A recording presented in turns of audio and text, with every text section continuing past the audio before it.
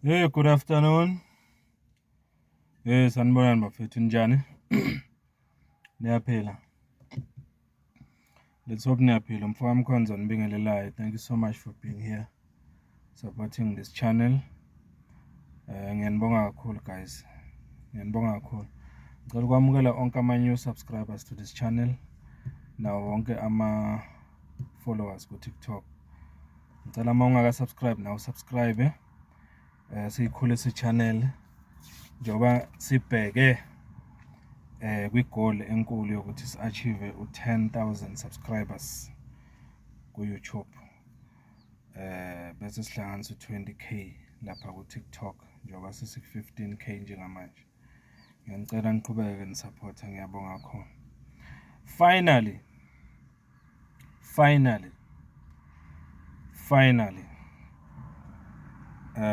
i-fugitive, mina ngizombiza kanjalo ngithi uyi-fugitive, umbaleki, ngoba kimi ubefana nomuntu obebalekile kodwa-ke usebuyile ekhaya.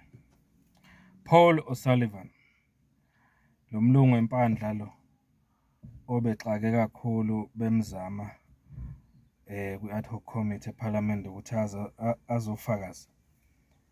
Ugcine egoba uphondo-ke njengoba sesiyathola manje ukuthi uzovela phambi kwe-commission.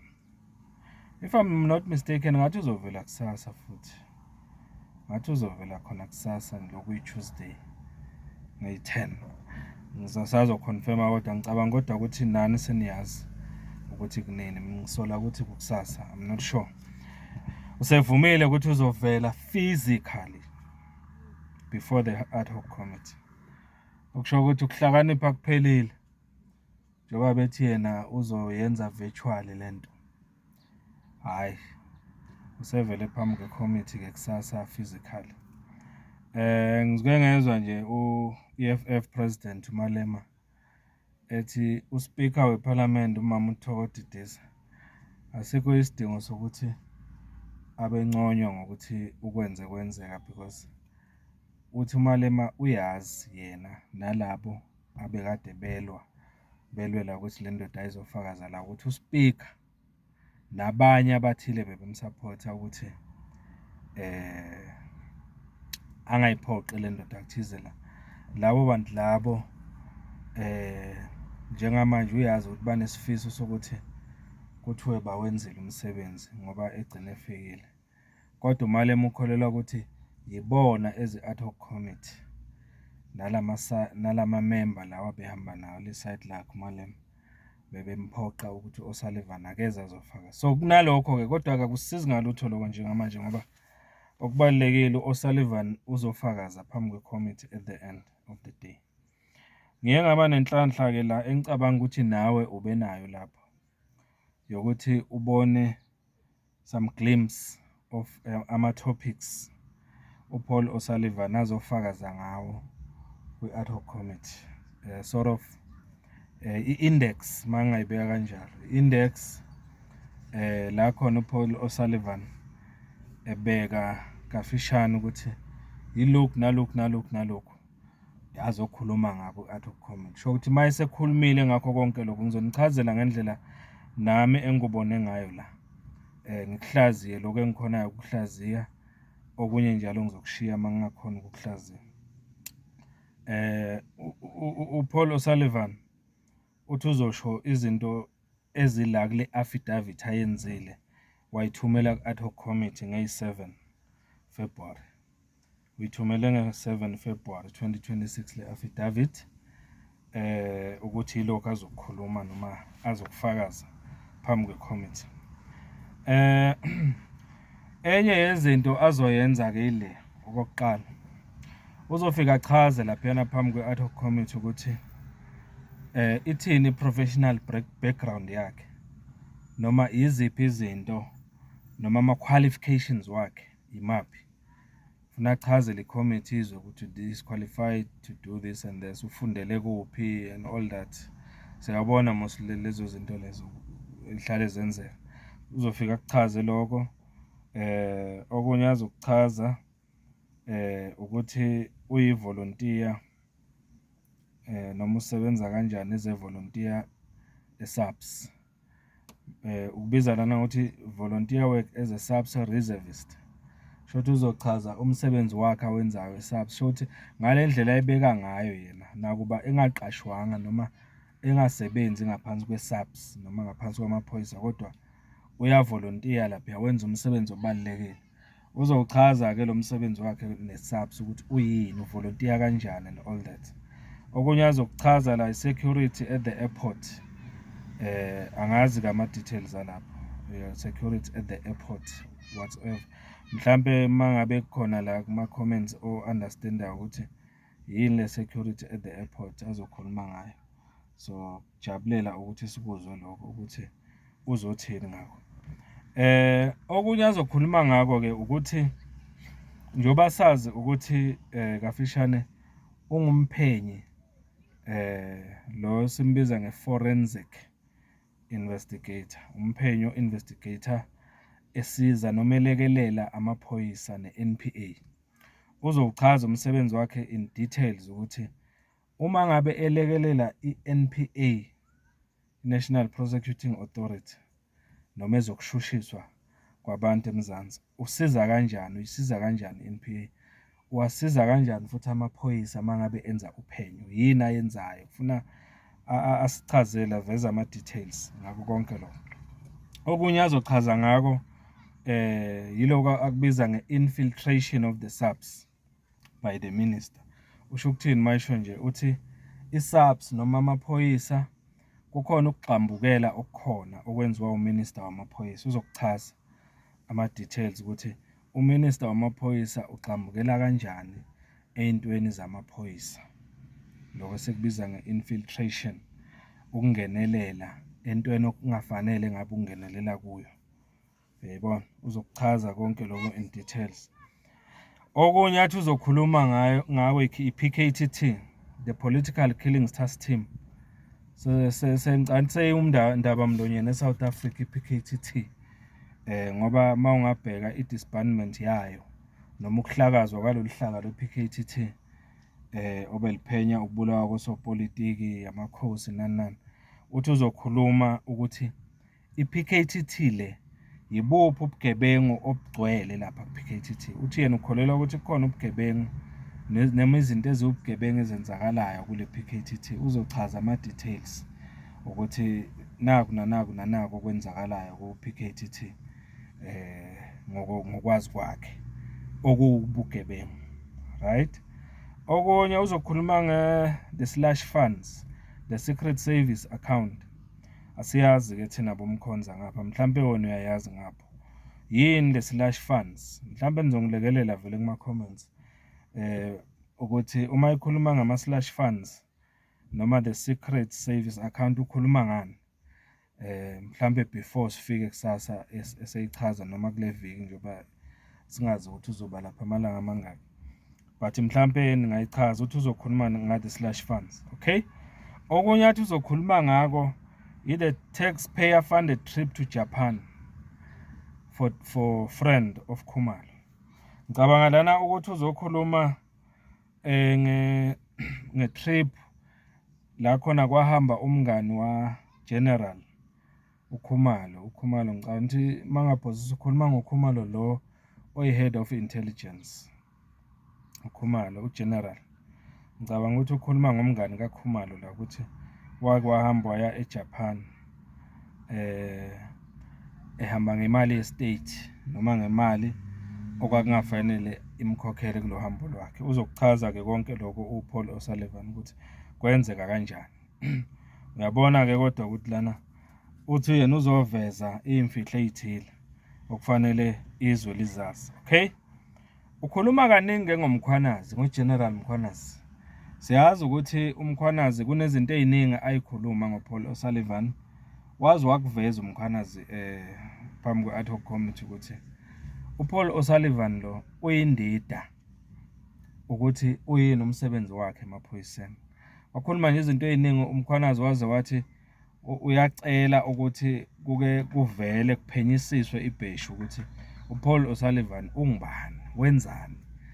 Ngoba mangabe bembheka ngazi ukuthi kuningi okubugebengu abhizi ngako nokuphula umthetho akwenzayo lapha emaphoyiseni. So ke uPaul O'Sullivan mawungabheka la kule zinto azozikhuluma la noma azozifakaza uzobe khuluma kakhulu ngoGeneral Nhlanhla Mkhwanazi vele expectile lo nakho nje okunye athi uzofika kukhulume lapha uthi uzofika achaze lapha ukuthi uMkhwanazi iyiphi irole ayidlala iyiphi irole noma indima eyadlalwa uMkhwanazi kwi-kidnap noma edlalwa uMkhwanazi kidnap and torture sho ukuthi ukukidnapha abantu abathile bahlukunyezwe and all that ukukidnapha ngicanti siyakwazi ukuthi tshontshwe abantu bashushumbiswe bahlukunyezwa and stuff. Uthi uMkhwanazi khona uthi allegedly mangayibeka kanjani uthi insolo uthi kuney'nsolo uzoyichaza le insolo ezikhona ngomkhwanazi ukuthi uMkhwanazi uyakidnapha noma upart of abantu abakidnaphayo beyohlukumeza abantu uzokuchaza ngifuna ukungena deep. Uphinde akhulume ngo-National Commissioner ophethe njengamanje ubaba uFani Masimula. Uthi uFani Masimula uyi-part of le problem yayo yonke lento. Uthi uzokuchaza akubeke ukuthi kungani ekholelwa ukuthi uFani Masimula uyena ose-center yayo yonke lento okuze kube kunale inkinga nje ezingaka emaphoyiseni nani kwezobulungiswa. uFani Masimula ukhona lapho uyi-part of the problem naye ngokwakhe akayona isolution. Uzokuchaza ke uPaul O'Sullivan lokho ukuthi kukanjani. Uphinde athi ke uzokhuluma ngamanye ama-allegation noma ngey'nsolo ezithi kukhona lento ayibiza ngama-state sponsored hit squads at work in KZN. Uthe KZN kukhona abantu abathile nje abasebenza njengey'nkabi ezikhokhelwa uhulumeni eKZN. Kuney'nkabi eKZN ezikhokhelwa uhulumeni. Kusho uPaul O'Sullivan uzibiza ngama-state sponsored hit squads. Uthi ziyasebenza nje impela lapha eKZN. Uthi iy'nsolo lezi ama-allegations uzochaza acacise ukuthi ikanjani isebenza kanjani lento ukuze asize i-committee ukuthi understand yonke i-crime eyenzakalayo emaphoyiseni nakwezobulungisa. Kukhona ke nokunye akushoyo la ngaye futhi uKhumalo uGeneral Khumalo. Engicabanga ukuthi ukhuluma ngoKhumalo yena lo ophethe eze-intelligence eSouth Africa head of intelligence uKhumalo uGeneral. Uthi kunama-adverse effect of Khumalo's conduct on CIG kusho ukuthi crime intelligence yase-South Africa uthi ukuziphatha kukaGeneral Khumalo kunemthelela omubi azowuchaza la kwi-crime intelligence yase-South Africa ukuthi uKhumalo yilokhu nalokhu akwenzayo. Uyabona ukuthi useloku uyeza in short mawungamlaleli uPaul O'Sullivan uzoshaya ikhanda kubo bonke labantu laba bebalekelelana besupportana ukuveza yonke lento esikhuluma ngayo njengamanje icrime eMzansi. La uNhlanhla Mkhwanazi, uGeneral Mkhwanazi, uGeneral Masimula, uGeneral uKhumalo uzobabopha ngebhandle lodwa mawungamlalela kahle. Uthi uzokhuluma imfihlo ezithile ngabo. In short mawungambheka uPaul O'Sullivan ebufakazini bakhe azobunikeza noma singakulindela uzozama manje ukuveza esenye isithombe different ezweni ngomkhwanazi uGeneral Mkhwanazi noMasimula noGeneral uKhumalo head of intelligence. Uzosinika umqondo othile ngawo ukuthi kunento ezithile esingazazi afuna ukusenza sizazi ngabo. Uyabona? Uthi okunye ke la uGeneral Mkhwanazi ngesikhathi evele kuMadlanga Commission nangalesikhathi evele ngaphambi kweParliament futhi even before ngiyacabanga kube nalama allegation ngoba uMkhwanazi uke wavela vele before eParliament wakhuluma izinto ezithile waphinde wavela futhi eParliament esebizwe i-ad hoc committee wazosho izinto ezithile wavela nakuMadlanga Commission. Uthi kuPaul O'Sullivan akumanga abekhulunywa uMkhwanazi uthi uzowaveza lawo manga akhulunywa uMkhwanazi ukuthi yilawa nalawa. In short njoba ngisho uPaul O'Sullivan is here to stand against uMkhwanazi, Masimula, General Khumalo nabanye abazivezele yonke lento esiyibonayo ukuthiwa iyenzeka njengamanje emaphoyiseni eyicrime. Uthi yena uzokhuluma okudifferent ikakhulukazi okwenziwa yibo laba abaveza lobugebengu. Njengoba esho ukuthi bavelile phambi kweCommission uMkhwanazi baqamba amanga uthi uzowachaza lawo manga. Right. Okunye akushoyo uthi siyambona uChief of Staff uNkabinde lo osebenza ioffice lika Minister uMchunu uthi kuningi azokukhuluma ngoNkabinde kanjalo no General Phahlane ukuthi laba boyi2 amanga abawakhulumile ngaye yilawo nalawo uzozidefenda ezintweni amangalelwe ngazo uNkabinde noPhahlane. Zokhumbula ukuthi ngelinye ilanga efakazi uNkabinde lapha kwi-commission wazi wamsendela nomqhafazo ebhizi ekhuluma uNkabinde efakaza yena ubhizi umsendela umqhafazo uthi wena lento oyikhulumayo ngami lapho uzongithola kahle ngizoyenza ibe nzima impilo yakho. Nayikhumbula leyo message achaza ngayo uNkabinde lapha kuqhubeka iCommission noma iCommittee investigator noma etestify. Uthi ke uzochaza uPaul O'Sullivan ngoNkabinde ukuthi izinto ayikhuluma lapha kungamanga mhlawumbe uzoza angene futhi nasekutheni kungana zamsendela leya message ebhizi efakaza emthusa ukuthi lezi zinto ayikhulumayo uzobhekana naye ngelinye ilanga.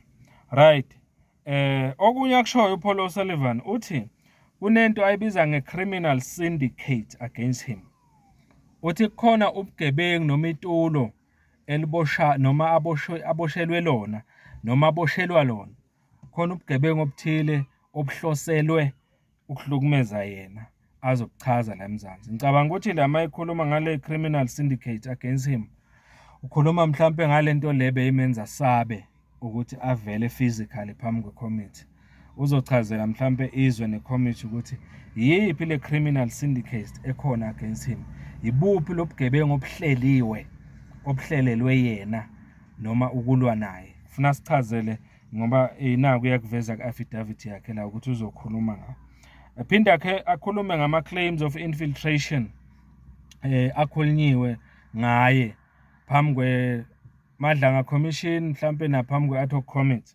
Uthi sekukhulunywa okuningi ngaye ukuthi uinfiltrate iIPID noma uqambukele ezintweni zeIPID. Siyazi ukuthi iIPID ke umsebenzi omkhulu weIPID ukuthi iIPID iphenye izenzo ezirong ezenziwa amaphoyisa eSouth Africa. Mangabe nje kune case ukuthi amaphoyisa ephule umthetho othile areport ku-iPID. Leyo iPID ke leyo kusolwa ukuthi uPaul O'Sullivan uyena boss lapha kuleya iPID. Uyena kahle kahle kuleya iPID ophenyayo no investigator amaphoyisa lawo ukuthi yimaphi enza icrime yiwapi awangayenzanga. Kusho ukuthi uyena owagezayo awakhiphe eclean amaphoyisa angaganganga. Uyena futhi owavezayo agangile ngokwalendlela le iPID esebenza ngayo. Uthi ke yena uzochaza ke la ukuthi lawo ma claim ukukhulunywa ngawo ukuthi uyena olawula iIPID. Uyena owenza ukuthi abantu abafana no former iPID boss ulokhu njani uMcBride for example, ngoba khona la uMcBride obephethe iIPID la khona kuvela ukuthi wayezabize uPaul O'Sullivan ngeboss. Yini leyenza uMcBride azabiza uPaul O'Sullivan ngeboss and all that. Uthi ke uzokhuluma ngako konke lokhu ukuthi uzokuphika kafishane ukuthi yena iIPID akaqhambukeli kuyizenzela umsebenzi wayo nozokuchaza konke lokho. Ngicabanga ukuthi la lokufana nabo IDEC lama organs nje of state noma leyikhungo zombuso ezisebenza umsebenzi wokuphenya nokubheka izisebenzi kahulumeni ukuthi zenza umsebenzi ngendlela eright.